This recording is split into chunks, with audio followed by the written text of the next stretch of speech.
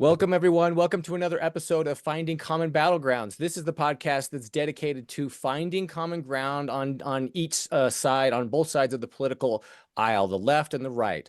So we like to talk about and see how we view the world through both the conservative and the liberal side. So I'm Tommy. I represent the conservative side. We have Ryan Craig, and he represents the liberal side. He's actually wearing his appropriate color today. He's wearing blue today. And then we have a special guest, Sean Patrick Terrio. He's going to be coming on, and something we've been doing lately, we've been having guests, and we're going to hear Sean's point of view on a number of things. And so it's going to be fun. Today, we're going to be talking about Gaza, and we're going to be talking about big tech companies and sort of the landscape in Europe right now and how that's changing with European regulation. So we're excited to get started. First, a word from our sponsor, bidet, Lux Bidets. We're both Ryan and I are big bidet fans, so we always have to interrogate our guest here. Sean, are you a bideter or not? I wish I was. I very much wish I was. We do not have one in our home, but yeah, I do have two ladies in my house who would also greatly appreciate it. So that's actually, I should write that down. That'd be a good gift for upcoming holidays. It would be a great gift, a Lux bidet. Just throwing it out there. They are our sponsor, and this is something that Tom and I have found common ground on. Yes. We are huge fans of bidets. Once you go bidet, you never go back. It's just the way it works.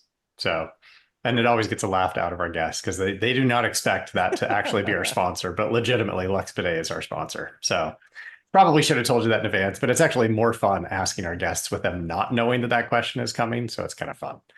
Do we get any cut to your listeners, or do I get any kind of discount? Yeah, we've got a discount code. We can get you a discount on a Lux bidet. Man. Yeah. We have a code in the description, and occasionally we give some out away to listeners. Yeah.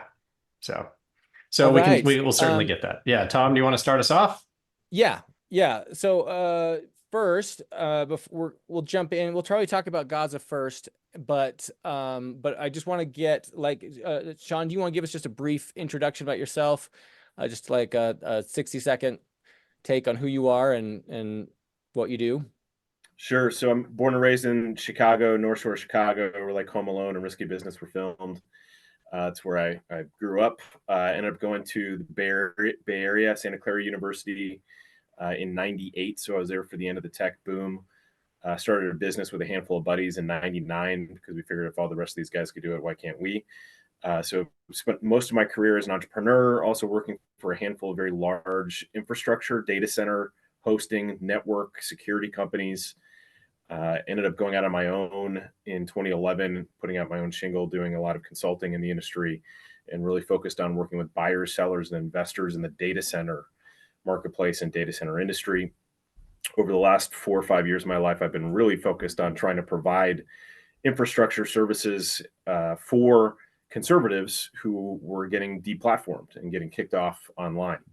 So that's really the primary focus of my life these days, is helping entrepreneurs and conservatives who are being deplatformed from Google, Apple, Microsoft, Amazon, all the big tech, Facebook, the rest of them.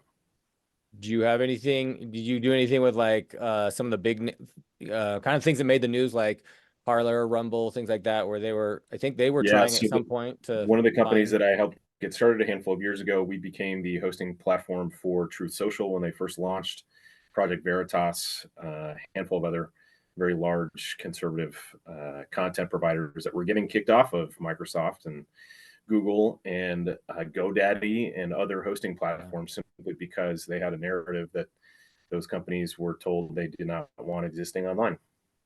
Interesting. Yeah. Okay. That is interesting.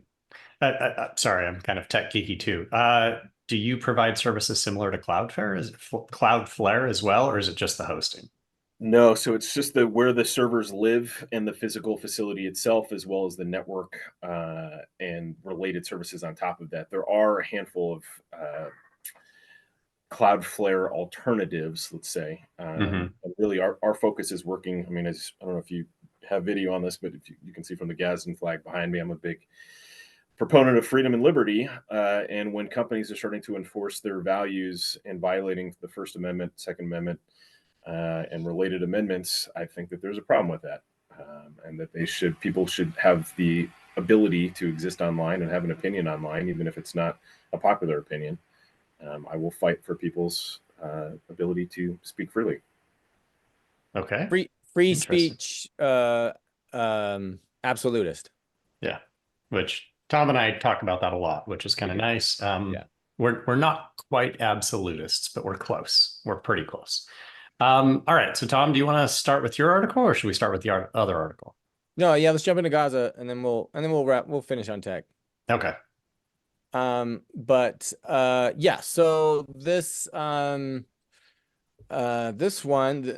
this article is about basically it's the White House pressuring so yeah, Harris escalates administration calls for Gaza ceasefire. So this is the White House pressuring Israel to submit to a ceasefire, come to the table and get Gaza to the table, and everyone can come together and stop the chaos, right?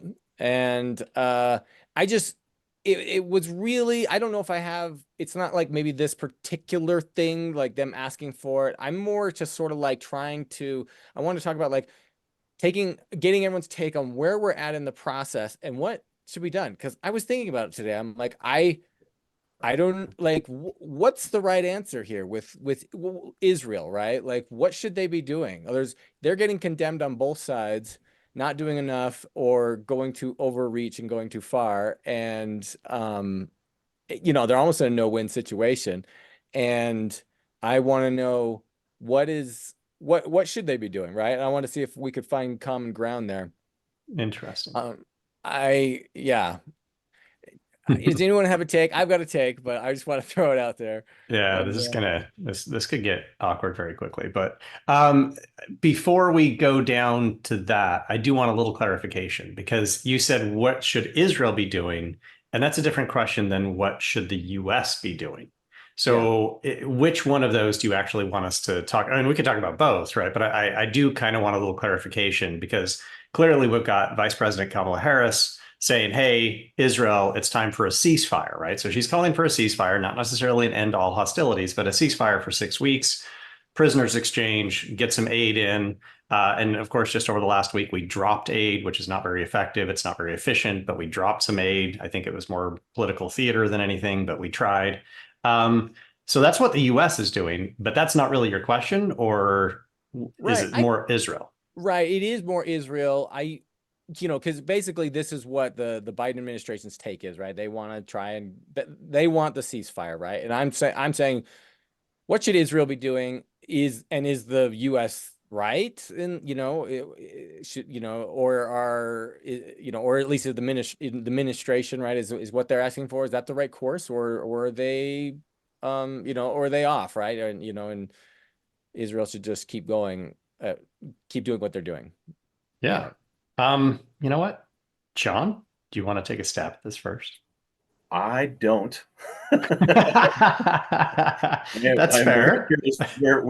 I have some thoughts on it, but I'm curious where you're coming from first before I jump in. Okay. Tom, do you want to start, or do you want me to start? Yes, I'll go ahead and give you my thoughts. So it's like, I got kids, and I got 2 young boys, or they're almost teenagers now, but they are constantly at each other's throats. And it's like, and I have older kids, so I've been doing this for forever, where one kid's poking the other kid, right? And it's like, and you're always like, and I got one he likes to really push it, right? He's pretty provocative of his younger brother. And like, I've had this conversation with him on many times, where the younger brother is in tears and he's like, he won't leave me alone. And we're like, and like the standard answer was like, well, just ignore him, right? Just ignore him. And he's just like, I can't, this guy will not leave me alone. Right. And you're like, yeah, you're probably right. What do you do? Because you're like, well, don't hit him back. Right. That's not the answer. And, but and at some point you're like, well, maybe you should hit him back, right? You like, it's that's what I'm getting at. It's what's I think is interesting about this whole thing, right? It's like, one of the weird things I think is US is almost condemning Israel, right? Saying like, okay, you need to stop, you're going too far. And I'm just like, what's, Gaza, like, as far as I know, Hamas is still in control, like the leadership, right, of the party.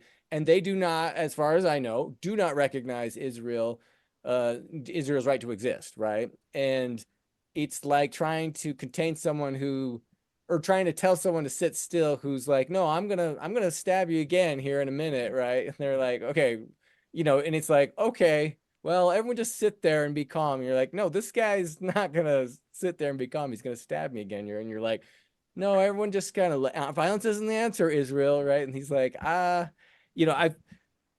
don't know what the exact, I feel like Israel's in a tough spot, but I'm like, where do the rights go? Is this a human rights violation versus Israel protecting themselves, right? And trying to protect themselves in the future.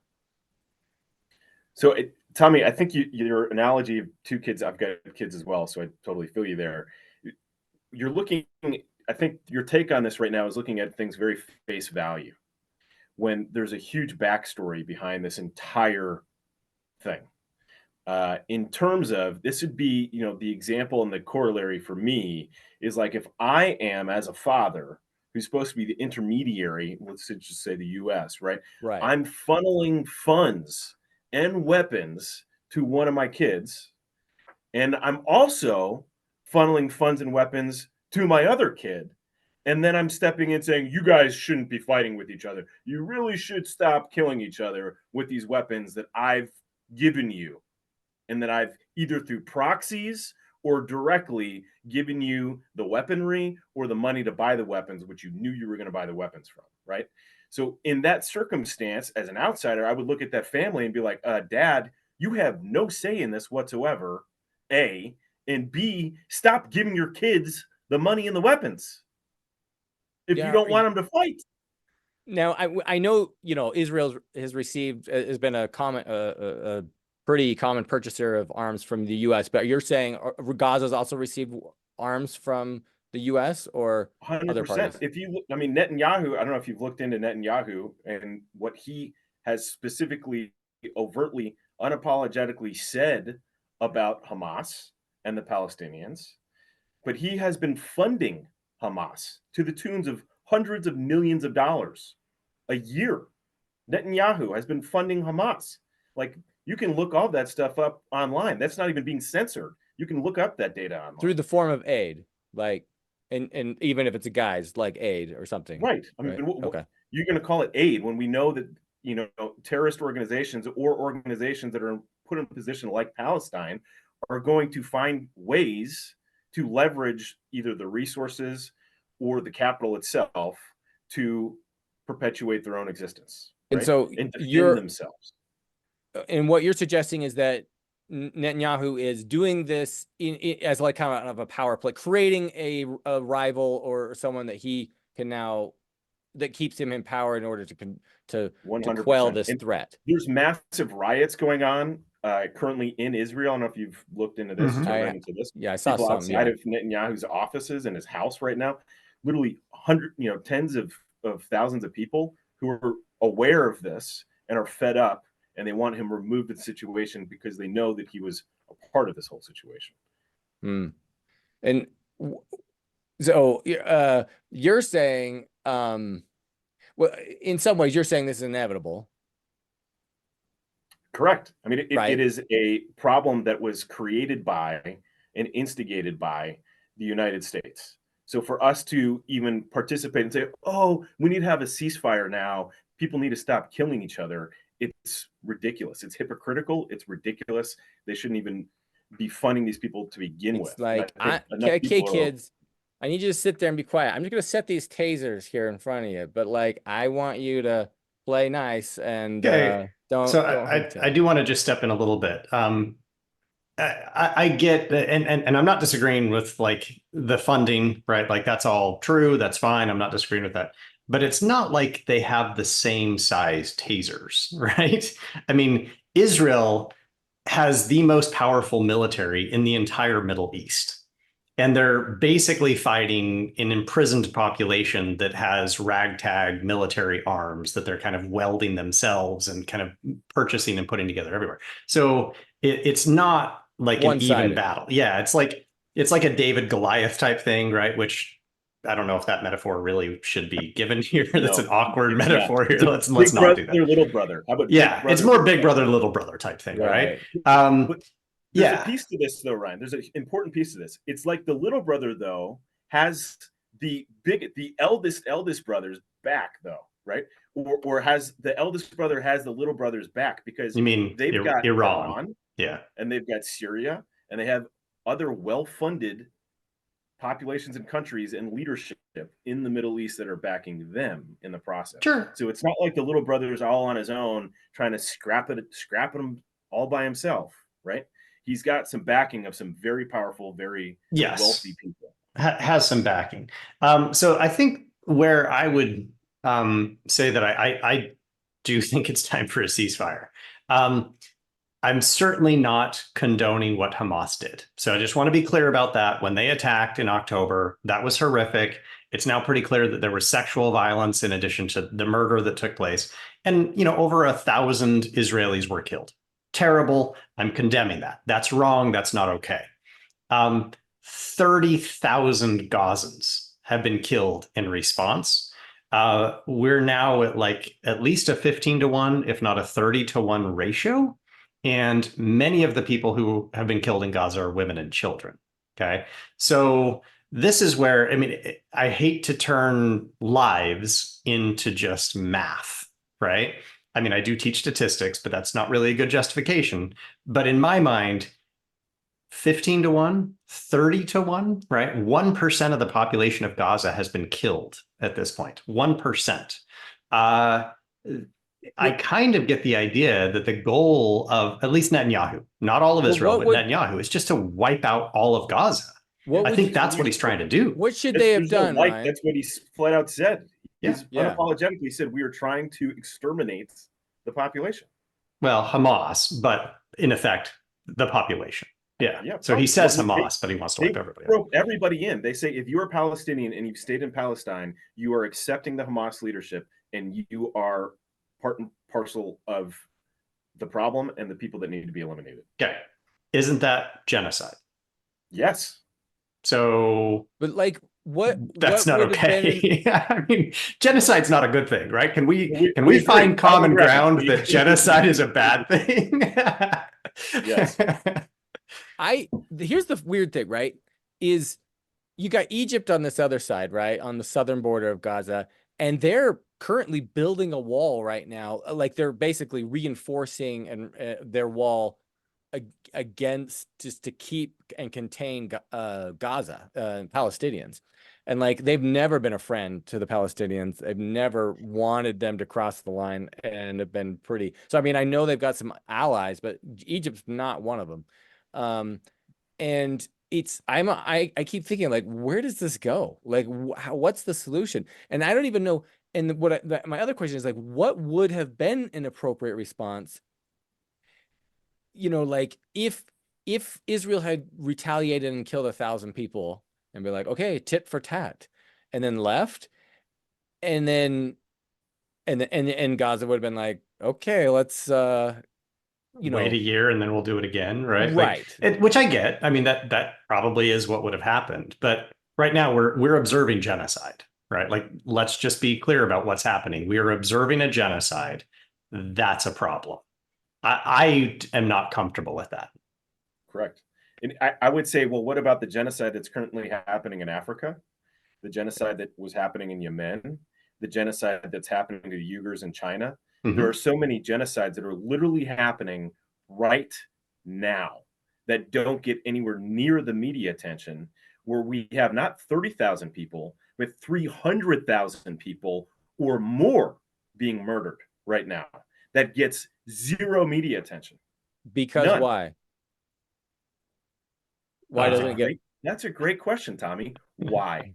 Why is that not getting the media attention? And why, it gets a little bit. The flip is why is nearly as much. Well, why is Palestine getting the attention? Right? Is that because they're next to Israel? Is it? I don't know. Is it because they're in near oil producing countries? I don't know. Could be the very close relationship that we have with Israel. And that's why we're getting lots of media attention here, right? Did we have a close relationship with Yemen? And we're getting both on both sides of it, right? Because we're getting kind of a pro and anti-Israeli stance. Yeah. But So one other thing that I do think is interesting that I happened to catch just over the last couple of days is you guys are familiar with, so when this happened, Netanyahu formed a war cabinet with two other individuals, right? So Benny Gantz, and I forget who the other one is, but they were not like his allies, but he brought in the other kind of parties, in the government in Israel, these and formed a war. oppositional parties? They're basically oppositional party leaders. Yeah. And they formed a war cabinet because they're like, hey, Israel has to unite right now. So we're going to kind of work together to deal with this situation. But that war cabinet is fracturing, right? They're not agreeing anymore. And just this week, Gantz is actually in the US. He's meeting with different leaders in the US. And basically, he wants it to stop, right? So he's kind of trying to say, like, this needs to end. And what started to come out is that again, I'm not saying that I have answers. I'm just kind of trying to describe the situation. He wants it to stop, and he wants them to start thinking about what the government in Gaza is going to look like after this ends. Whereas Netanyahu has basically said, no, Israel is going to be the government in Gaza after this. Right. And it's kind of like a lose-lose situation for Netanyahu at this point. So, Sean, you talked about the riots and there are protests all over Israel right now because people are beginning to realize, like, what is the end goal here? If it's genocide, that's a problem. If it's not genocide, then who's going to govern, right? Does Hamas come back to power, which is not a good solution, or does Israel have to now try and govern Gaza, right? And that's not a good solution. So basically, when this ends, Netanyahu is going to lose power. So it's almost like he doesn't want it to end because he knows there's no good out for him. He's just going to lose power when this is over. So I saw that in the news. That was actually in the Wall Street Journal just over the last 2 days. And I was like, oh, that's awkward, right? Does that help explain why he's not willing to sit down and broker some sort of ceasefire? He's okay. So he's using it as a play for power to keep the conflict going. I don't know. The only thing I see, like, through this discussion, right? The only thing I see that's really viable is that Israel removes Hamas and installs a puppet government, right? And I mean, they could. I guess has that ever worked in the past, Tom? That's how the world has operated for the last God knows how many centuries. I know, but I mean, it's never really successful. Nearly every country. Yeah, I can't see any better alternative because all the other ones really suck as well. But anyway, I don't think there's. I don't know if you guys have read or have heard of a book called War is a Racket. Have you heard of this? I remember seeing it. I didn't read it, but I remember seeing the cover a while back. You should definitely read it. It was written by a former Army, I think general. In fact, it was someone very, very high up in our own military, who just very clearly laid out all wars are bankers' wars, and they're determined by money ahead of time as to who's going to win and who's going to lose. At the end of the day, the people lose, and the companies that are funding and feeding all the weaponry win. And so, from my perspective, I'm 43 now. Since I was 14, my father thankfully sat me down and made me watch a VHS series called The Creature from Jekyll Island, which I don't know if you've heard of that publication. Also a must read. It's on the history of the Federal Reserve, 1913. And the IMF and the World Bank and the International Monetary Fund and just the monetary systems. And when you start to understand these systems, these global monetary systems, you start to really understand systems theory, which I know you guys probably know a lot about.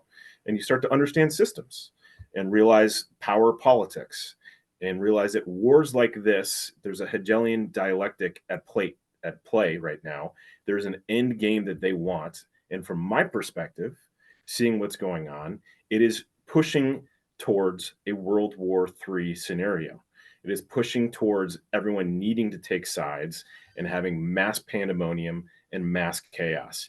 Because in that mass pandemonium and mass chaos, which we're seeing globally, whether we're talking EU and all the riots going on in EU with the farmers versus the local governments, or we see here in the United States, the world is unsettled, and that creates opportunity for people who have planned ahead of time to seize on that opportunity. So what we see going on in the Middle East right now is a very opportunistic play to create much more pandemonium and chaos, which is not going to help anybody other than the military establishment and the power players. Okay, a couple thoughts on that. And that is one, I definitely believe, right, in the idea of the military industrial complex, right? And that it is incentivized, that at least that group is, which is a large and powerful group within the United States too, that is incentivized to support and create conflicts, right? I totally believe that. I'm totally it totally makes sense, right? Um yeah, so here's the weird thing. I get into like master plans. I don't know about like master plans in that. So and this is my take on it, and this is sort of weird. Someone, I was watching a documentary on the Roman government, and they're basically comparing, Rome to the United States, which has been done to death, right? And they were showing a bunch of stuff that I hadn't even seen before. Really interesting stuff about the Greek colonies, like Athens and Sparta and stuff like that. That those were basically what Europe was to the United States, right? They're these little, very kind of individualized city states that that influenced later Rome, right? And this is what, and what we used Europe for to become the United States, right? We based a lot of our culture and society and technology off of Europe. And so anyway, but like, and they were just showing all these other things, these comparisons. I was like, that is so interesting. But one of these things they said is like, if I could put a time frame of where we're at, we are at, and they call it the Gracchus brothers, which is about 100 years before Caesar comes into power. And it was, and they compared the Gracchus brothers to Trump, and they were saying, and the Gracchus brothers basically were populares, so they were more of like the Democrat side. They had the peoples on their side, and they were trying to do a bunch of reforms. And the optimates, which would be compared to today's Republicans, would not allow them to do these reforms, and they kind of like basically got quagmired in the Senate, and everything got stalled up, and then it got really ugly and really dirty, and they were doing like there was one of the Gracchus brothers, Tiberius, was like vetoing everything so that nothing could pass. So he's just like stopping the Senate from passing anything, and it got really violent, and he gets his co-consul, like co-president, removed, and that guy gets beaten in the street, and then everything kind of turns against Tiberius, and he gets removed, and he gets killed. And his brother later comes into power, like years later, and he sort of does a call to violence, and there's kind of an uprising that gets put down. And I think that's the Trump comparison, right? It's like January 6th and this and that. But what the biggest thing I took away from it was the inevitable. It's like the repeating of history, right? This inevitability of like, I think it was so interesting that like they were so trying to pass these reforms, and the elites would not. They were finding all these ways to get around it, and they were like, I guess like there was already a standing rule that you couldn't own, how many was it? It was like 500 acres of land or something like that. You couldn't own more than that, and the elites were just having their brother own it, right? And Sure, their there sister-in-law are was ways just around owning, that. and so they were trying to crack down on that. That's what they were trying to do, was what some of the land owning reforms, and the co-consulate just what kept shutting Tiberius down by just vetoing everything, right? And so in retaliation, Tiberius started vetoing everything, and so it was really interesting how familiar it was to today, right? And it's like all the same things over and over again, and it's just like elites, people in power trying to stay in power, and and then other people being of the people to try and get power, right, and trying to pass reforms. And then there's a lot of like placating the people, right, to stay in power, right, like bread and circus, right, this whole idea, and which is what we do welfare and other social programs. And it's just like, and I'm just like, we're just doing the same things over and over again, right? And that's what it felt like. So I mean, that's my take on it, is like, I think there's a little bit of inevitability and sort of the repeating of history. I think is a lot at play. Probably maybe I would err to that more than I would say like a secret group that's like, okay, this is the plan. Da, da, da. I think there's like what is that guy, George Carlin, right? Oh, sure. That said that if you have like-minded individuals with they will naturally have incentives that will align, right? And so you'll get these results that keep repeating, but yet even if they're not secretly meeting up or have handshakes or anything like that, they will just do it, right? Just because they have like-minded incentives. No Illuminati, Tom? There probably could be, but I don't think there are. I think I'm just messing with you. I would understate their hand. Yeah. John, a response? I mean, did you guys listen to any of the forums from the World Economic Forum in Davos just a couple months ago? Not specific forums, but yeah, Yeah. I saw some of the things that they were planning. I mean, this is a unelected group of people globally that is aligning some of the most powerful political, economic, military leadership, intelligence agencies around the world, who are unapologetically, overtly telling you what their agenda is. So, I highly recommend. This is all recorded. You can literally look it up and watch and listen to what their agenda is. It is a transhumanist agenda. It is a depopulation agenda. That's not conspiracy theory. That's literally what they're saying. Depopulation agenda. And everything that is playing out to a T. And I believe, we were asking, well, what's the focus here? It's always about money. It always comes down to money. So if you really want to know what's going on, you just follow the money trail. That's what you do with Palestine, and you realize in Hamas, and you realize that the money's flooding not only from the U.S. government to the United Nations, which then goes to Palestine, which then goes to the Hamas, and other NGOs and nonprofits, which are funneling money into that area, but also straight to Israel, who then turns around and takes that money and funnels it to Palestine and Hamas. And then you've got money going through Iran and Syria and other proxies in the Middle East and around the world. So if you follow the money, there's a concentration of wealth and money that is involved in that battle for various reasons. And that's also why we don't hear about the other genocides, because there's not as much money at stake and at play in those areas.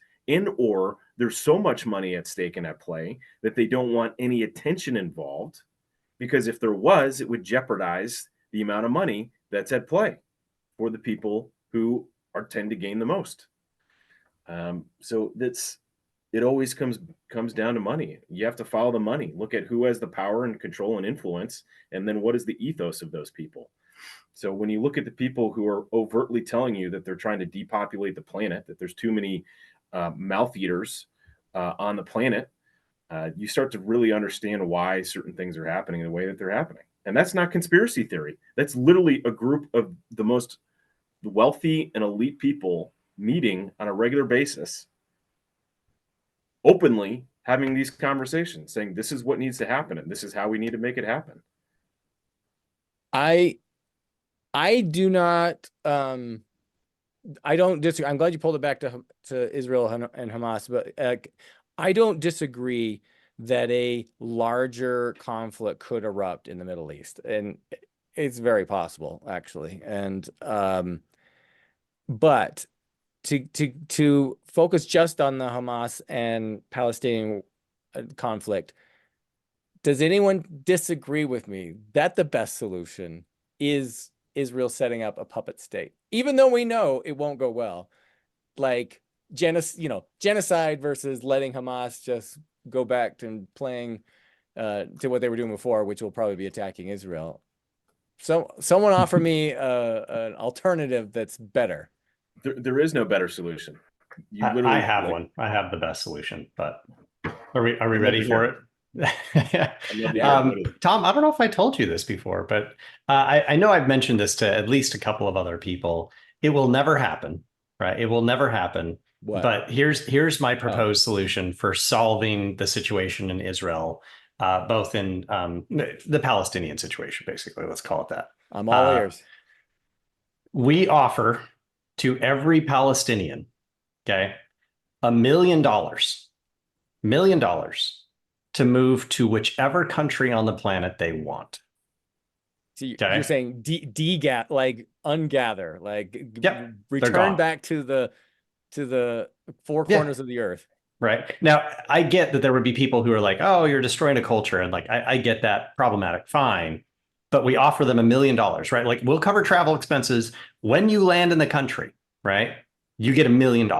Just flat out, you get $1 million. And if you're like a father, just hear me out, right? You're a father, married, right? You got 4 kids or whatever. That's $6 million. And you get to pick the country, but would have like relative caps, right? So we can't have, all of the Palestinians can't move to Norway, right? But so, let's say it's 20,000 or whatever. We spread them out. And I know that's culturally, it's problematic. So that's a problem. But $1 million, you get to move wherever you want. Okay.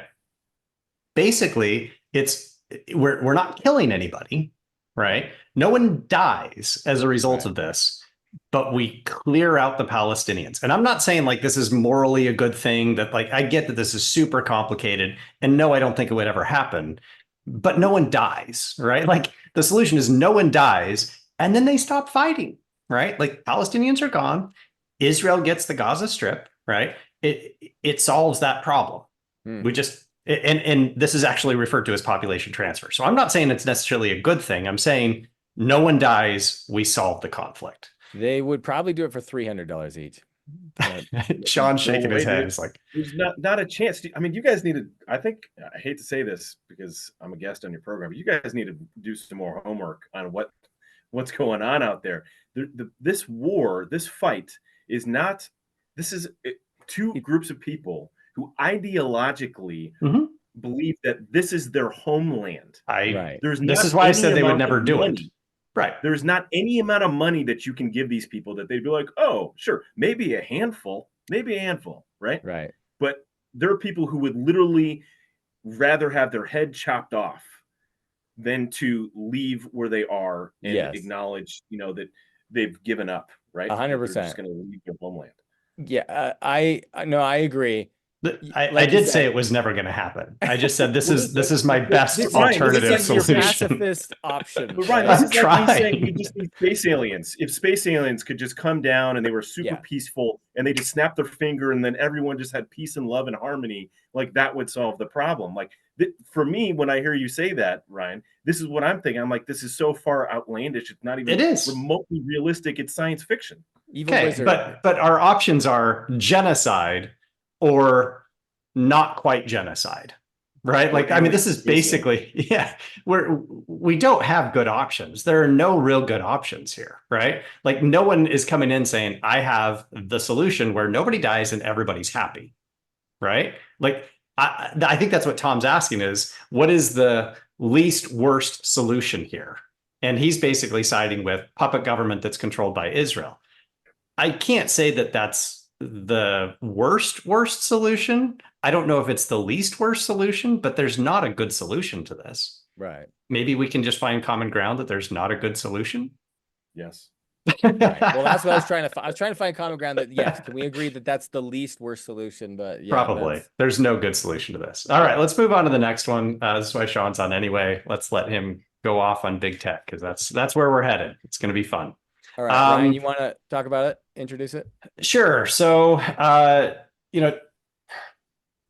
Sean is coming on the show in part because, reached out, was asking about the podcast, and was pitched as like having some concerns about big tech. I don't know if I'm quite capturing that. I don't think concerns is maybe the right word. It's probably a little soft. But I was looking for an article, and I will admit, I was looking for an article that was like pro big tech for us to discuss. And it doesn't exist, right? Like, I couldn't find a pro big tech article. So Tom and I are trying to figure out, like, how can we push back against Sean as we talk about big tech? I don't know that we're going to do a good job, but we're going to try. But the article that I found it was in the New York Times, right? You can find these all over the place, but basically Europe is instituting a whole bunch of regulations that's causing some challenges for big tech and changing the way that they're doing things. A lot of people may realize this with like iPhones. They're now switching to a USB-C. Is that right? USB-C adapter instead of their Lightning adapter. That's because of European regulations. Trying They're to also adopt a universal so charging they have, system. and which they didn't technically have to do it universally, but it just made more sense in terms of manufacturing to just switch. But there are lots of regulations that are coming in from Europe. There are a couple of other places that are doing this, and they're basically forcing the big companies, Microsoft, Apple, Google, Meta, to change a number of the things that they're doing because it's pretty problematic. So that's basically what the article is. I don't have to go into a lot of the details. Now it's our turn to try and like defend big tech, which is a super awkward position to be in. But let's get Sean's take on this, and then why we'll go to. Why even defend big tech? I don't know. We're gonna try. Acknowledge that we have common ground in the fact that this is evil. That they're evil. I Okay, did not agree to defend big tech, but this is Ryan. It's got to be a conversation, right? It can't just be like yell at big tech for the next 30 minutes. Like what's the big issue that you have, Sean? And then maybe we'll see where we go with this. So for me, it's education. Most people are completely oblivious and clueless as to exactly how they're being exploited by these companies, and how much money has been invested over the last 15, 20 years in determining exactly how we can pull as much data about individuals so that we can, it's called hacking their consciousness. And when people talk about hacking consciousness, people instantly think, oh, they're going to put like computer chips in our brains, which that's a conversation. I mean, that is something Elon Musk is working on it. It's a different conversation. Right. But what they're really talking about is if I know everything about you, I know the conversations you're having, I know the verbiage that you use, I know the people that you associate with, I know what you're buying, I know where you're going, I know where you grew up, I know your economic status, I know where you went to university, I know all this about you. I know exactly what to say to trigger you, to get you, and this is how this all kind of came about, was to get you to buy something. Oh, it's for marketing purposes. It's brilliant from a marketing perspective, because if we can get your consciousness to focus on certain things and to pay attention to certain things and kind of wrap your attention, then you can manipulate people to go in a certain direction. That doesn't just work for products, right? We have garbage products that are on the TV and in ads all day, every day. And you're like, this is ridiculous. But because they repeat it and repeat it and repeat it and repeat it, you're like, you might in some circumstances be like, okay, fine. Yeah, sure. I'll grab that. I'll pick that thing up. Right. Whereas never before would the idea of you even being interested in that product ever have come up before. Right. It creates a positive association if you frequently see a brand or hear it. But yeah, it's a real thing. Right. So that same concept in logic, in reality, applies to not just buying products, but buying ideas and buying concepts and buying changes to our culture and to society, right? So when we have organizations that are completely dominated and controlled with this data gathering, and they're owned and operated by the same people who are literally sitting in these Davos meetings that I was just talking about from the World Economic Forum, who have an agenda. They have a very specific agenda, which is an annihilation of nations. Again, this is not conspiracy. They're telling you this. They want to destroy the concept of a nation state. They want to get rid of it. When you're saying that, you're saying to go to like a world order. Correct. One world order. And you have different, territorial region. It's literally Brave New World. Like if you've read the book Brave New World, that is what they're trying to bring about. Right. And you can do that through lots of different ways. And so these companies, they leverage this power. So if you go onto Google, which, they did such a great job, you want to search for something online, what do? Oh, you Google it, right? How did that come about? Well, because they seeded that in movies, they seeded it in TV shows, they seeded it in propaganda that was pushed out through the masses all day, every day. So that became a verbiage. Well, now you go into Google something, you try to search for it and find it. You can't find it. It doesn't exist. And you think to yourself, well, this must not exist, not realizing that these companies are literally filtering what you see or don't see based on a very specific narrative that they want you to form for yourself, right? So they don't want you to have access to a free flow of information. They want you to have access to a very controlled bit of information so that the only thing you see and learn and hear about is what they want you to see and learn and hear about. That's the major problem. That's the major issue. And for, conservatives that are out there who like get super crazy and they want to boycott Anheuser-Busch, right? When the Bud Light commercial came out, or they want to boycott Liberty safes because they freely gave the FBI access to someone's safe without a warrant, or they want to boycott Ben and Jerry's because Ben and Jerry's was supporting whatever, some woke thing. And yet they're not talking about boycotting big tech, which is single-handedly, exponentially more responsible for the attack on conservatives and Christians across the country, is just mind-blowing to me. And it's specifically because people are so uneducated about how they've been manipulating all of these search tools, algorithms, companies, the devices that you have, not even realizing that.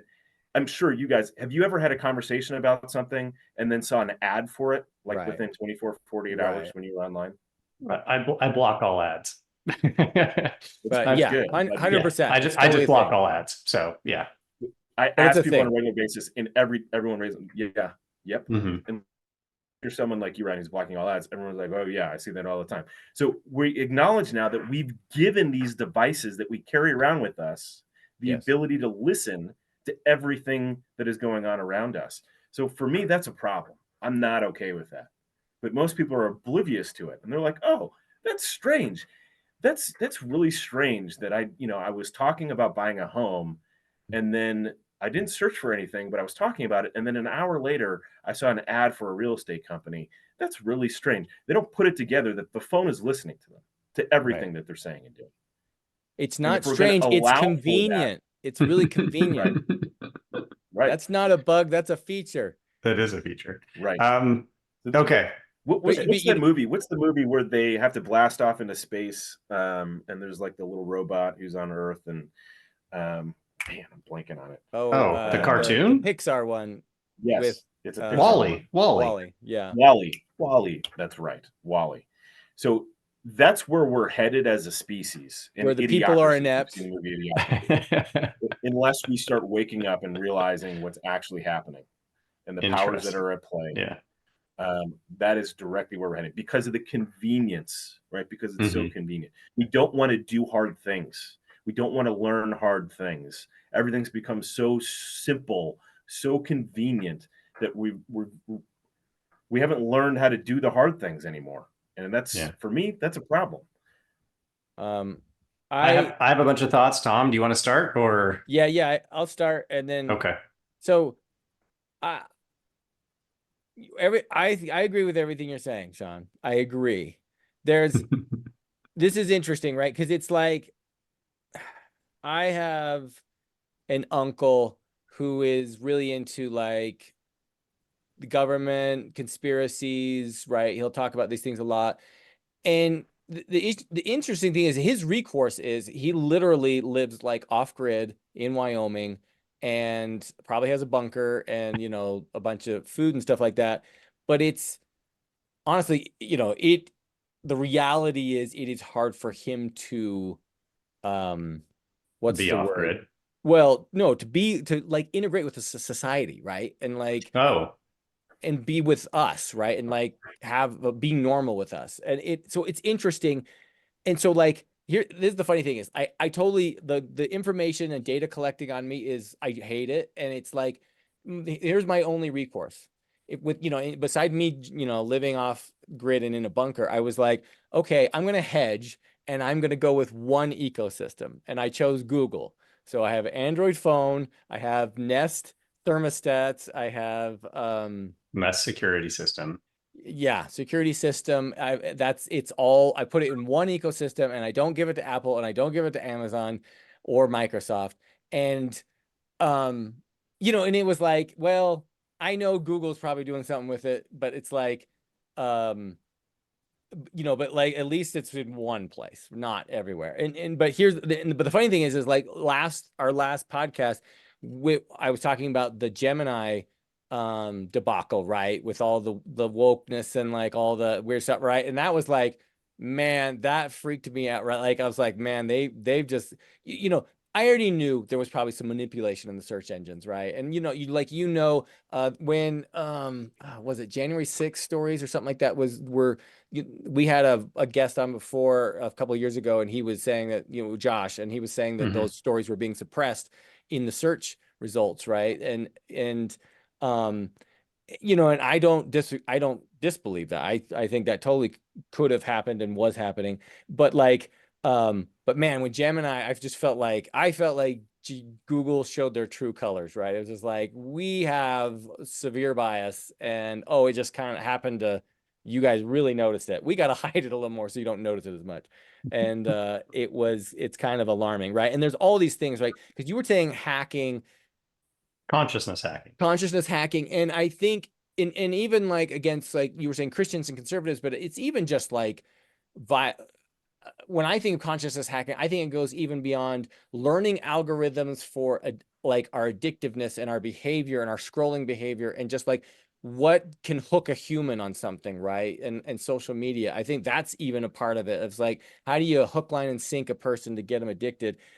And I do think that's a problem, and they're getting really good at it, right? They're getting really good at getting you into an echo chamber, a bubble, right, where you can just be fed some certain messaging, right? And then my last thought is like, and I agree also that the companies, there's a lot of violation of privacy. There's a lot of data violations that have happened. There was a story a few years ago back when the Nest thermostats actually had a microphone, and it was never disclosed. And someone called Google out on that, and they were like, "Oh yeah, we have it, but it's not turned on." And it was sort of like, "Oh, okay." Yeah. And then I think they have turned on that feature, or at least you can enable that now, right? And it was sort of like, well, we built that in so we could eventually support that, right? But it was like, but we've seen lots of this with Amazon capturing data, and when they weren't, stuff that they said they didn't capture, right, from people talking, and it's totally happening. And yeah, it's bad, but it's like, it was almost like I needed to, what's the word? This was the what's the thing? There are no solutions. There's only what's the word? Opportunities. No, Opportunities. this was the only thing I could, like, this. I have to live in the world, and I have to be able to interface in the world. And so I was like, okay, I got to give it to somebody. I'm giving it to Google, and You're like, satisficing. yeah. Anyway, so like that's sort of all my all I can tell you, Tommy, is I understand, but there is another way. There are solutions and options out there, and this is what I spend all my day doing, is working with people and organizations and coaching them and teaching them how to migrate off of these systems and how to take control of their digital privacy and control of their digital sovereignty. But first, this is like, we're addicted, right? We're addicted to the convenience. So first, we yes, have to yes, raise our exactly. hand and say, my name is Sean Patrick Terrio, and I'm an addict. Right. I'm addicted to the convenience. I'm addicted to the centralized data repository that has everything and knows everything about me, because it just makes my life so simple and so easy. The word I was thinking of was trade-off, and it's a trade-off that I'm agreeing with you. I'm trading off convenience. I'm making a trade-off of convenience for, allowing them to have my data and things like that. Right. But yeah, please continue. Yeah, so that trade-off that you've made is the same trade-off that billions of people have made, which is given them enough data so that they can be perfectionists Consciousness at hack. exactly what they've been doing, which is manipulating more and more people and steering them in a certain direction, right? Okay. Ryan, But I want to hear your take. So, unlike Tommy, I don't agree 100%, right? I think I agree with like 90% of what you're saying. A lot of it's factual, so it's like we don't even have to debate the facts. And that's right. Part of the reason why we started the podcast, is because it seemed like conservatives and progressives weren't always agreeing on facts. And I think that's a problem. We at least need to agree on the facts. So I totally concur that a big part of what all of these companies do is consciousness hacking, right? Like I'm not debating that at all. That's basically their bread and butter. Um, at one point, I kind of came to a realization that our best and brightest are basically spending all of their time figuring out how to sell ads, which I think is really sad and pathetic, right? Like I'm just going to say that, right? Like the smartest people we have, that's what they do, is figure out the best way to get us to click on ads. I can't think of a more kind of pathetic use of the smartest people we have. Anyway, so there's that. And I'm surprised you didn't say it right, but my students don't always know this. If you're not paying for a service, then you are the product.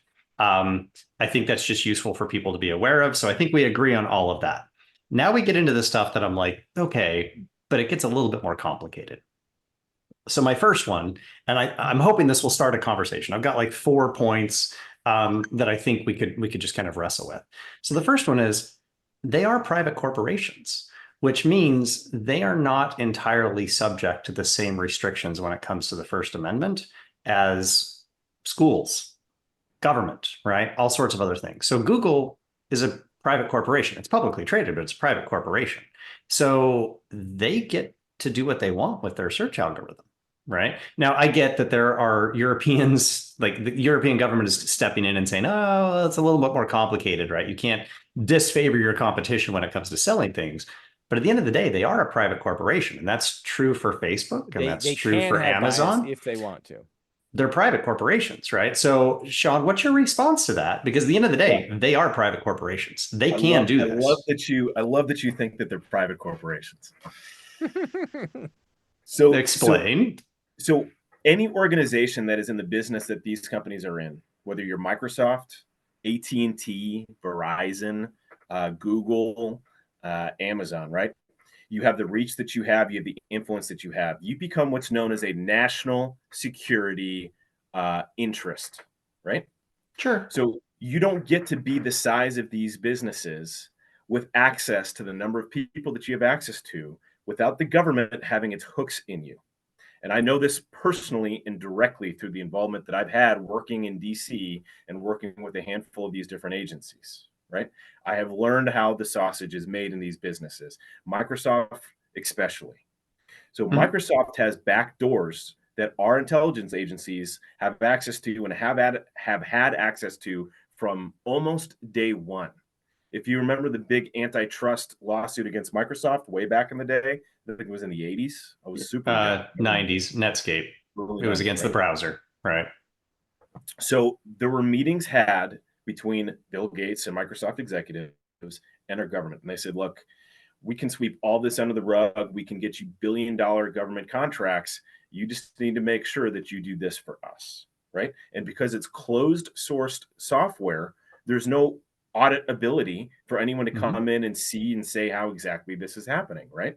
But obviously the libertarian and the liberty-minded community has been able to go into this software, and people who have worked at that company have gone in and they've basically disclosed all this has direct access to our government, which is brilliant from a U.S. national security perspective, because every corporation or government that was installing Microsoft Windows on a device, they had direct access to. And this ties back into some of the other conversations that we were talking about in terms of data, right? So Google and Microsoft and Amazon and Facebook and our intelligence agencies, they all share this information in massive data centers. They share this. You have a profile that's not just your profile on Google, it's your profile, and Google is feeding information into it. Facebook is feeding information into it.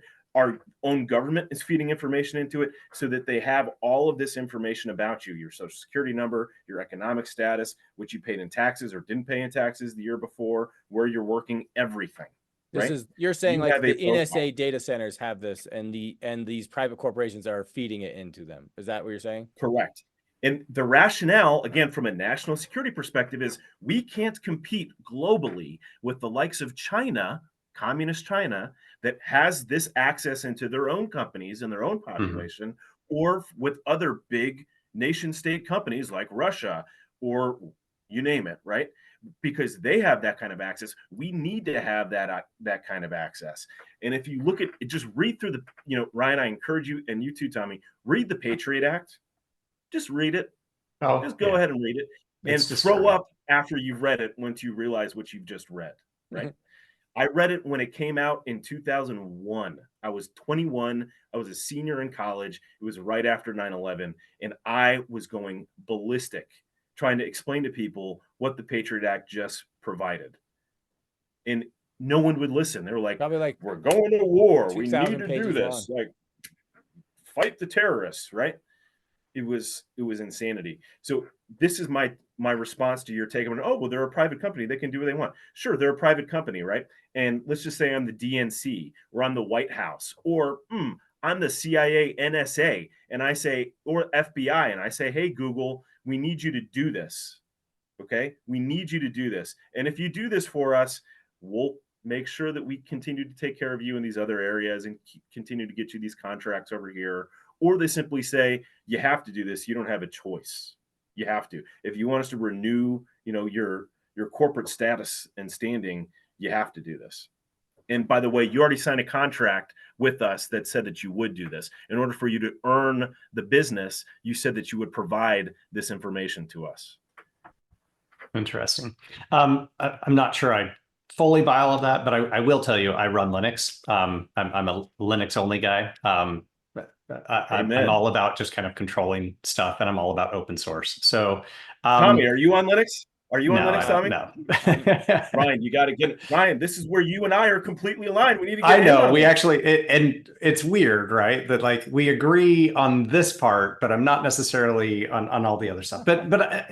So this is useful. Tom, any take on this? Or because we've had this debate before about like, is it okay for these companies to push things in certain directions? And I get what you're saying. They're intermeshed with the government. I'm not going to disagree with that. Obviously, they've got big government contracts. Certainly, Microsoft has billion-dollar contracts. I think Google does now too, though theirs is a little tricky. So there are all these contracts. I'm not just debating any of that. But at the end of the day, some of the stuff that they do, Google, setting their search engine parameters, they're a private company, right? Like, I don't want to think, and maybe I'm just being naive, that it's Joe Biden is telling Google on a daily basis, hey, I don't think you should allow this specific search result to hit the top of the search results, right? Like that just can't be happening. If I will say this, right? If during the whole Elon buys Twitter, right, and they break the story about the Hunter Biden laptop story during the election. And really the big thing that came out was that there was an open line of communication between the FBI and Twitter, right? It was like, to terminate that account, do this. I want you to look at this guy. And Twitter was like, okay.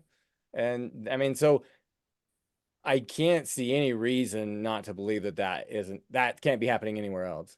There was literally a New York Times article that came out where the big tech companies and media companies were evangelizing and proud about the fact that they helped rig the election, man. Like they're not. No. I'm aware of this. Yeah, I'm aware of that. Right. I'm just saying, like, how integrated is it really, right? And I get that it's integrated. I'm not saying that there is no connection, right? I recognize that they have government contracts. There's probably some persuasion here, but is Google at the end of the day going to be like, Joe Biden, you get the keys to our super expensive search algorithm that determines like all of the money that we make. 90+% of their revenue is still from search results. They're not going to hand the keys to Joe Biden, right? Now, could the CIA step in and say, doing a damn thing? Well, okay, but I get that, right? So I just can't see Google allowing the government to do that kind of fine, detailed manipulation of their search results. They would not survive as a company. They couldn't survive as a company. Could they have the CIA come in and say, you know what, we don't want you to allow, I don't know, ISIS to have, results in here? Sure, I could see that, right? But come on, if I pull up Ryan, a private, a secure, what is it called? An incognito browser on a VPN, in it through a Tor search, whatever. So no one knows who I am. And I Google Donald Trump, right? He's going to pop up, right? Like, come on, it's happening. But Ryan, you're going to agree that there's some manipulation, even if it's nuanced and small, it exists. Yes, but the question is who's doing it? Is it Google doing it, or is it the government doing it, right? And I think this is where we have disagreement. I fully concede that Google is restricting search results. That's not even on the table. Like, we all agree on that, right? So we can find common ground that Google's doing that. And what I'm arguing is they're a private company. They're allowed to do that. Where I think we're disagreeing is, to what extent is the government saying, no, Google, you can't do this? And I'm skeptical. So Okay. when their interests are aligned, they are going to follow the same path and achieve the same goals, right? This is I think Tommy was saying earlier, right? It may not be this collective cabal of only a handful of people, which I think it is a handful of, probably a couple dozen people. But if they're all have the same agenda, right, which is we want to create this global hegemony, and they say, Google, because of the amount of data that you have and the knowledge that you've gained over the last 20 some odd years, you're going to be part of this oligarchy, this technical oligarchy, right? So they stand to gain a ton by doing what these powers want them to be doing and hiding certain information or not hiding other information or advancing other information. If you read the Twitter files, if you read any of the Twitter files, you start to realize what Tommy was talking about, that there is directly conversations going back and forth. But even more so, you mentioned the Hunter Biden laptop story. How many intelligence officers came out instantly and said, oh, that's Russian disinformation. That's Right. Russian disinformation. Right before the election. We're talking intelligence officers, CIA, NSA, FBI, high-level ranking people in our government who came out and said, this is Russian disinformation, when they knew that was a lie. They knew it was a lie.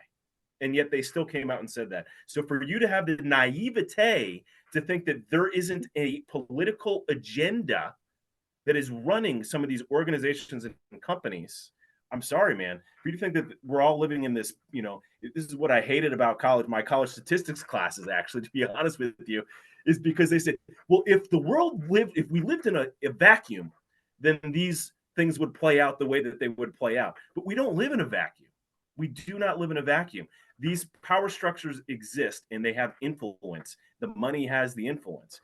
So very much so, they're all playing together and they have a very specific agenda. And it is not for people to be educated and aware of the technology and the weapons that they hold in their hands on a regular basis that they're blowing their digital heads off with, and those people around them. Not to be even intelligent, free-thinking, open-minded humans. If you just look at our education system and what they're trying to teach kids or not teach kids, it's mind-blowing. I could go on and on and on. But even from our own Constitution, like we as Americans, we still wait around for the government to tell us what we can and can't do because we think that's how our government operates, that we're this democracy and that everything's a threat to our democracy.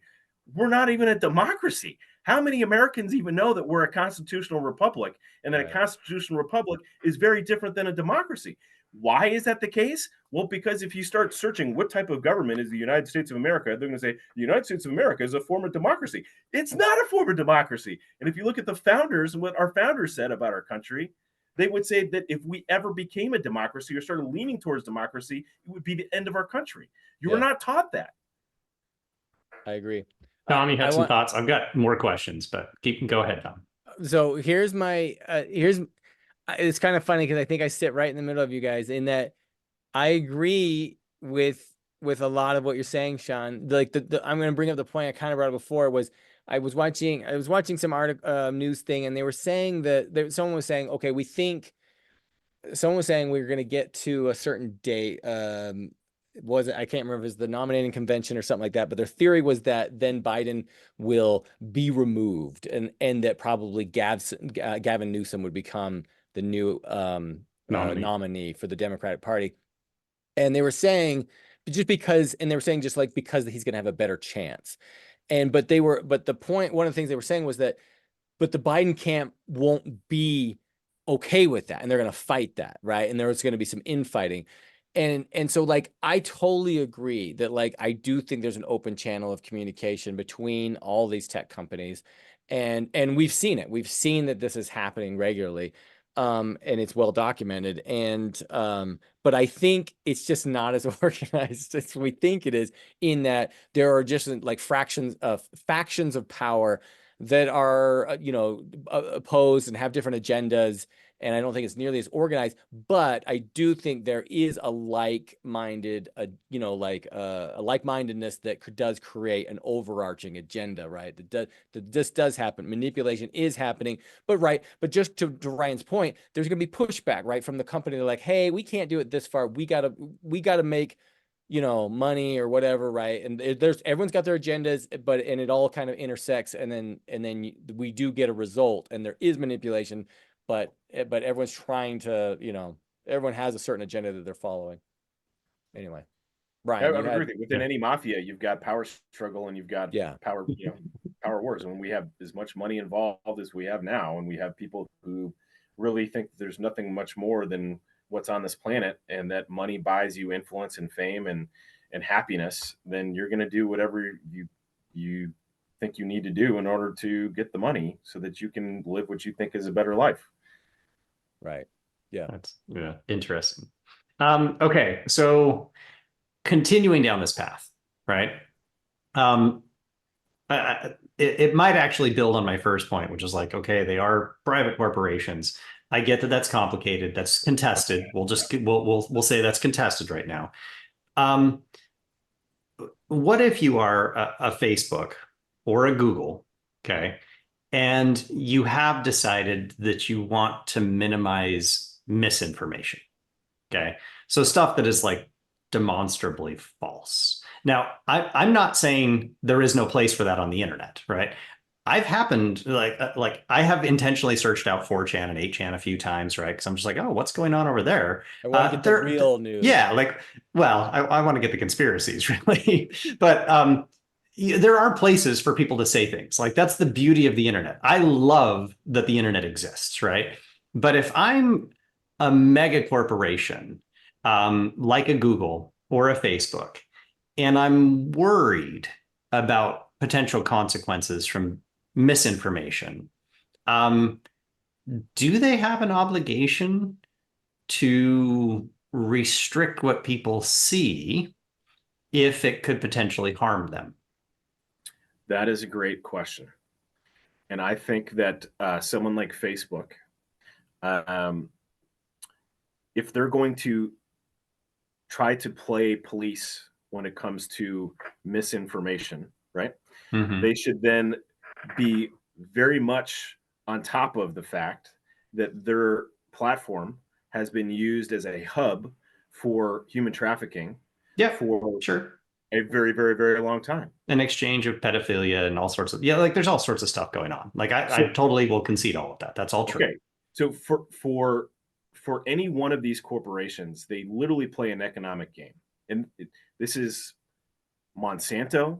This is any large company, any pharmaceutical company.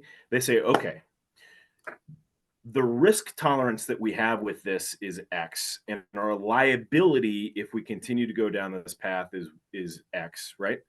And if we get caught doing this, how much might we have to spend in legal fees and whatever, right?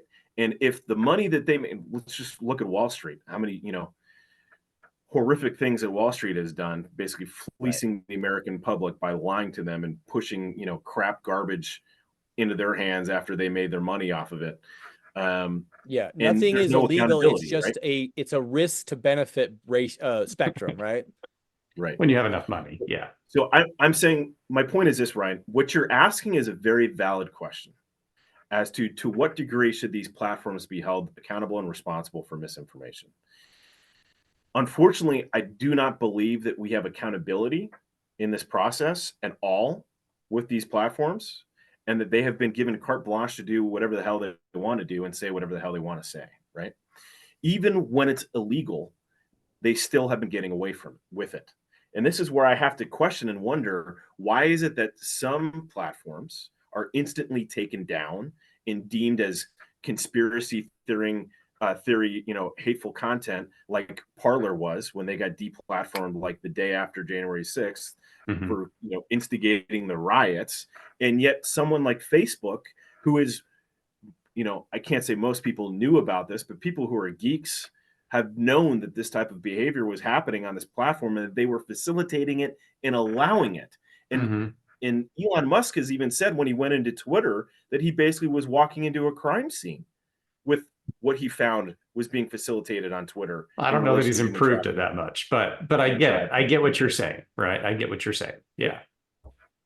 So from my perspective, if we have a dumbed down population that doesn't know any better, and they're just constantly waiting for someone to tell them what is and isn't the truth, and they don't know how to think for themselves, then sure, we need to regulate the living heck out of these businesses and companies and make sure that only the ministry of truth can tell us what is and is not the truth, right?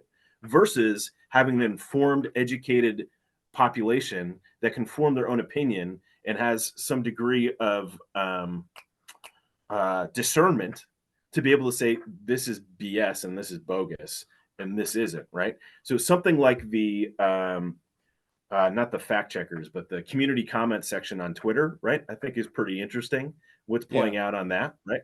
I was going to bring that where up. people can provide an alternative perspective and say, hey, well, this video isn't actually what it's saying it is. This is from this other thing, and here's the links and the data that backs this comment up. I think that's an interesting way to police it. I don't even want to say police it, but to manage it, right? To allow for dialogue and conversation so people can make up their own damn mind.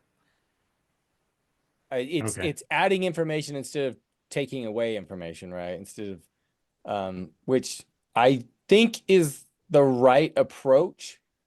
And it's, and I've even seen just viral dumb videos that are funny, and the community notes, right, are like, this is actually staged, blah, blah, blah, and they'll go on and give you details. I'm like, oh, that's actually really helpful. Yeah. So I don't know that maybe this will start a different discussion, right? So I'm not necessarily trying to open a whole different can of worms, but I wonder if the three of us are working from different foundational assumptions about the nature of people. So, I mean, the fact that we're all on a podcast and we care about these issues and we're thinking about them, maybe says something about us.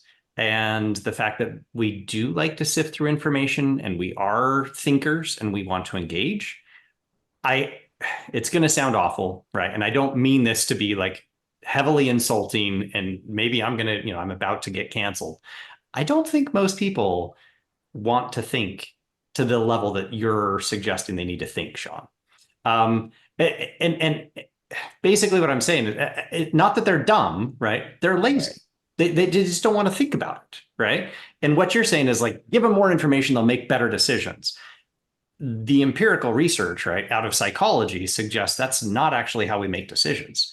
We weigh things in ways that bias our pre-existing beliefs, and that's the direction that we tend to go. We don't weigh things evenly. We're really bad at decision making. We're really bad at sifting through information. We're just really bad at this. So giving people more information isn't necessarily going to result in the average person making better choices. So I think this is where there might be a foundational assumption that we're disagreeing on about how people will actually make decisions.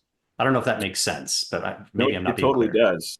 I don't think we're far off from that in the world today as it exists today. And I think, as I said before, that's by design, Ryan. It is by design. The system is creating dumber and dumber people on purpose, people that have less and less of an attention span, fewer people who even know how to read and know how to think critically. That is by design. It's a Hegelian dialectic. It creates a scenario such that you can come in with the ministry of truth and you can say, you don't even have to worry about this anymore because I'm going to tell you what the truth is, right? You can just trust me as your source of truth. And if I say that it's the truth, it's the truth. And if I say that it's not the truth, it's not the truth, right? I think that's the paradigm that we're in. So I am always going to stand for a open, free lines of thinking and information, and I'm going to continue to press and stress that we need to do a better job educating our youth and even our adults who are just lazy by design. So again, we're addicted. We're addicted to the laziness, the convenience. We don't want to have to think for ourselves because it's hard. We don't want to have conversations about what's going on in Gaza and in Palestine because it's hard, because it's stressful, it's sad, it's depressing, it's painful. You know, we have loved ones that may be involved who may be dying. Like, this is hard stuff, and we've been taught we don't want you to deal with hard things. We want you to just live in this comfy, happy bubble where everyone calls you whatever you want to be called and no one offends you. Nothing's ever said to hurt you. Just be happy. And take these pills, by the way. If you're not happy, take these pills. These pills will make you feel better so that you don't have to think about it because it might make you sad, right? This vaccine. That's the world that we live in today, and that is a problem. Okay, so I don't know if you wanted to add something, Tom, but I do have one kind of last question here based on like the original stuff. And originally it was two questions. We're going to make it a two-parter, so it's like tied together. You talked about how our phones are listening to us. Tom has a phone. I have a phone, right? I'm Android all the way, in part because it runs on Linux and it's complicated, right? So my first question for you, Sean, is, do you have a phone, right? And then this gets to the second part of that question, which is actually trying to manage your security, right? So your privacy online is not easy. Okay, I happen to use Firefox because I think that browser actually does a really good job of giving me the tools to manage who's tracking me and where. So I've got a lot of different things going on where I use different tabs for different things. So if it's a Google environment, right, I'm using a Google tab because I know they're tracking me, but they don't ever get to see what I'm doing in other tabs, right? I do the same thing with Facebook. I do the same thing with Amazon. So they get their own tabs, own containers. It's all heavily restricted, but it's a pain in the ass. Like, let's just be frank. It's really hard. I tried to get my wife to do it and she's like, this is way too complicated. I'm not going to do it. So if you want to kind of minimize the tracking and you want to block all the ads, right, there are ways to do it, but it's not easy. And I get that this is feeding right into what you're saying is like people are lazy, right? I get that. So I guess I'm pushing to you to say, one, do you have a phone? How do you get around in this modern world? And two, is there an easy way? Because privacy and security are actually really hard. And I know this because I care about it a lot. Yeah, so great question. I do have a phone. It runs Graphene OS. Have you heard of Graphene OS? Yep. So it runs Graphene OS, which okay, but that's not easy to put on a phone. It actually is pretty friggin'. My 14-year-old is literally loading phones. Okay, but you've taught him how to do it, right? So it's yeah, but you literally just go to grapheneos.org and follow, and they'll walk you through it. Yeah, click instructions, right? You need to have a Pixel phone, and that Pixel phone needs to be what's called OEM unlocked, which allows you to strip the Google Android operating system off of it and load the Graphene OS operating system onto it. But it is a open source operating system. It's the most private, secure mobile operating system that's available in the market today. So I use that, and I've become an expert on those devices, and this is part what I train people on how to do and how to use. So you can still exist online. You can just not be being stupid when you're online and just freely giving your data to anyone and everyone. One of those things you can do is use a secure browser like Firefox. I use Brave. I don't know if you've heard of Brave. I used Brave for a couple of years. I switched back to Firefox, but yeah. So similar type of deal. You can use VPNs. There's lots of different things that you can do from a security and privacy perspective. But the key thing with the phones and with using a Linux operating system is it gives you back the control. You then control and own that operating system. You don't have Microsoft or Google or Apple that really owns that device because they own the operating system. When they own that operating system, they control the device. There's lawsuit after lawsuit that's come out, and even recently that's come out that prove over and over again that despite the fact that they're saying we're not accessing your data, they're accessing our data. And despite the fact that you say you turn this privacy setting off, they still have it turned on the back end. So when people start to realize that the operating system of these devices is so paramount and so important because it gives these companies access to these devices. So we could all be on, Signal or some encrypted messaging app right now, right? Mm-hmm. But if I'm on Linux and Ryan, you're on Linux, Mm-hmm. but Tommy's not. He's on his Windows device, right? Yeah. Tommy, are you on Windows or an Apple? You're probably on Windows. Windows. Yeah. Windows, right? That renders our encrypted conversation meaningless because it's going to prevent a middleman from stealing that data. But if I own and control your operating system, I see what you see. I hear what you hear. So if I really want to tap into this conversation, I just need to get into your device, turn it on, and start listening and recording what you're seeing and what you're hearing.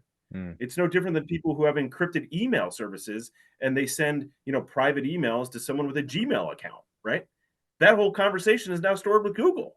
Mm-hmm. Right. So people don't think about these things. They don't understand how this stuff works. And for people like me, I've been in tech my whole life. I get it. I understand it. It's intuitive. I've been around this stuff my whole life. But what I've become very, very good at these days is how to train people who are technically illiterate how to use these things. And I'm not even kidding. Right before this call, I was on the phone with my dad, who's 78 years old, trying to get him how to just do some basic stuff on his laptop because I'm his IT support guy. And I'm just banging my head against the wall. But I've got a smile on my face and I'm coaching my dad through it. He eventually got through it. It took a little bit of time, but he got through it, right? I think people think he's that on this Linux? stuff is too complicated. Sorry, what? He was on Linux? No. So he's using a Linux laptop. Yes. Oh, he But is. it was Okay. file structures, and I was trying to get him to go to a website, and he kept putting into the search field of the browser, not actually where you go to put in the domain name for the URL. company. Mm-hmm. Anyway, my point is this. Yeah. Education and training is key. The more people get educated and trained on how this stuff actually works, no matter what your age is, we have literally thousands of people who are in their 60s and 70s that are learning how to program right now through some of the training and courses that one of my business partners, Jeffrey Peterson, is offering. Like people who are sitting there saying, oh, this is too complicated. I can't learn this stuff. I'm sorry, you're wrong. You totally can learn this stuff. But people also have to realize that digital privacy is not much different than physical privacy. You can't just go into a karate studio and say, hey, in an hour, I want you to train me to be a black belt. Can you do that in an hour? Can you get me trained in an hour to be a black belt? No, sorry, that's impossible. It's not how it works. It takes time. You have to focus your energy on it. You have to learn these tools. You have to kind of figure out how it all works. And when it's important enough for you, you're going to figure out how to do it. And I think more and more people every day are waking up right now. They're realizing, holy crap, I am not okay with the surveillance state that I'm living in. I'm not okay with these devices listening to everything that I'm doing. So it's becoming a priority for them. And lines are being crossed every single day by these big tech companies. And Tommy, like you just said, when you started seeing Google Gemini's AI starting to kick back the results, you're like, a light bulb went off for you. The line was crossed and you were like, holy smokes, I'm totally not okay with this. What can I do? Right? So we want to be there to help people understand this stuff, get educated first, and then slowly help them through that journey of becoming more private and secure when they're doing business online. Awesome. Yeah. I mean, obviously, I'm there with you, right? I've been doing this for a long time. I really struggle to get people to, one, take interest, right? And then two, I personally do not think it's hard to reformat a computer that maybe came with Windows. I build my own computers, right? So it's not that big of a deal. But to put Linux on it, like for me, I enjoy doing it. It's not a big deal. It's actually very easy. I don't think it's that hard, but it terrifies people. And I just can't get people to want to make the switch.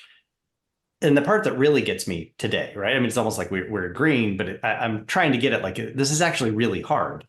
So much of what we do today is actually just in a browser, right? So if you have a good secure browser, you can do most everything that you need to do. And you can even use like LibreOffice. You don't have to use Microsoft Office. There are all sorts of open source alternatives. People just will not do it. They will not do it. And I get like there's a laziness thing, but I don't know how you overcome that, right? Like, so I'll give you a funny story. We literally, I'm not even kidding. We have customers who will take their spouse's laptop and they will send it to us. We'll reformat it. We'll load Zorin or Linux Mint or Pop OS, something that's super simple, like idiot proof for someone to use. We'll send it back to them. They'll put it back in the spot and their spouse will start using it, not even realizing that they're using a different system. And I think that's important because those of us who have been using Linux for a long time, Linux has evolved a lot over the last 3-4 years. It's used to be where you needed to learn how to script and code to be able to update applications, even find applications, download applications. That's not the case anymore. You can make the screen look like your Windows screen. You can make it look like an Apple screen, an iOS screen. You can make the file structures look exactly like you're used to dealing with them. The whole experience can be similar to what you're used to, just running on an operating system that's open source that you control, right? Yeah. And there's app stores that you can now start using to find all the stuff that you need to use. So I think that's important. This stuff is evolving. It's becoming easier. Is it as convenient or as just stupid proof as, all Apple As and Google Apple? products Oh, are? No, it's not. But you can still, like 95% of the population can still operate using these things. And believe me, we have close to 1,000 customers now who are mostly boomers. They're using these tools and they're now training their friends and family to use these tools. It's amazing, right? So I say if these folks can do it, anyone can do it. We probably are arriving at the same conclusion. So we're finding common ground, maybe for different reasons. I will note, just for any listeners who are like suddenly want to reach out to Sean, we can plug you. Like I don't disagree with this. I'm a huge Linux fan. Just note, like Netflix won't run on Linux, which is super annoying. Peacock doesn't run on Linux, right? Even though their servers all run on Linux, right? Like that's the great irony, is like all of Google runs on Linux. So all of these major kind of companies are using Linux on the back end, but they won't serve their services to Linux products on the front end. I think I'm getting that right, because I still have issues with a lot of these platforms. They just won't run on Linux. And I don't know if you found workarounds for this, but it becomes problematic. There's definitely workarounds, but I'm almost positive Netflix right now runs totally fine on Linux. Oh, maybe they've changed it. I haven't tried for a while, but I recently was just trying Peacock and I couldn't get Peacock to run on Linux. And I get like there are browser plugins that you can try and mess with, but it gets challenging. Yeah, I agree. There's some trade-offs. There are some trade-offs. So right. Like really, if you're not going to make the choice because you can't get your program on Peacock, then like I'm sorry. No, I get it. Maybe you're not the right person to move to Linux anyway. So totally fair. Right. Priorities. Yeah.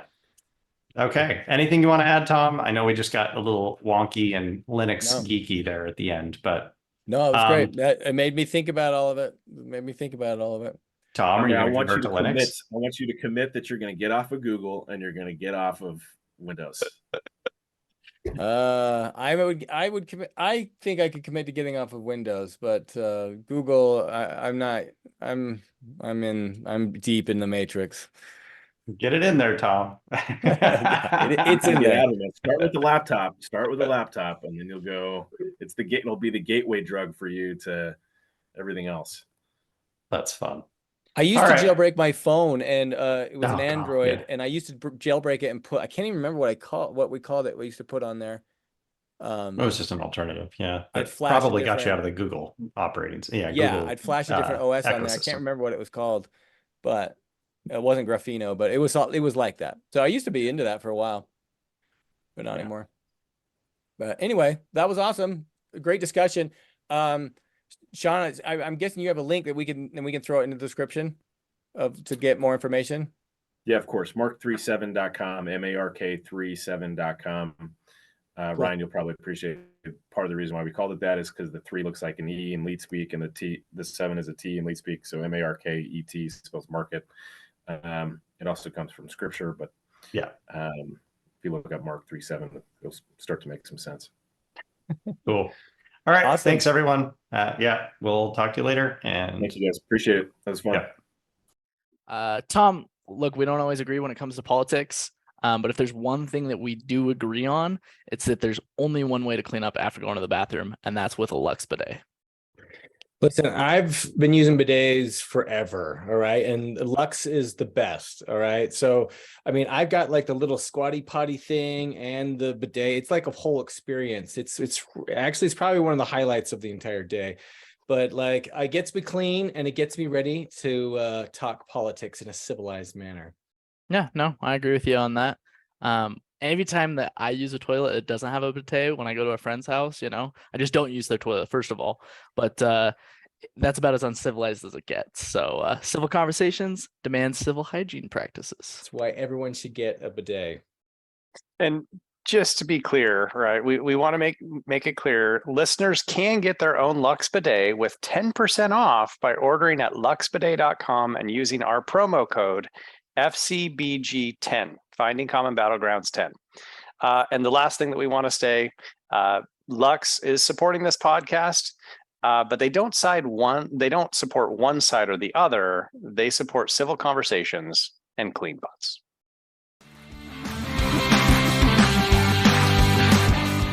We hope you enjoyed this episode of Finding Common Battlegrounds.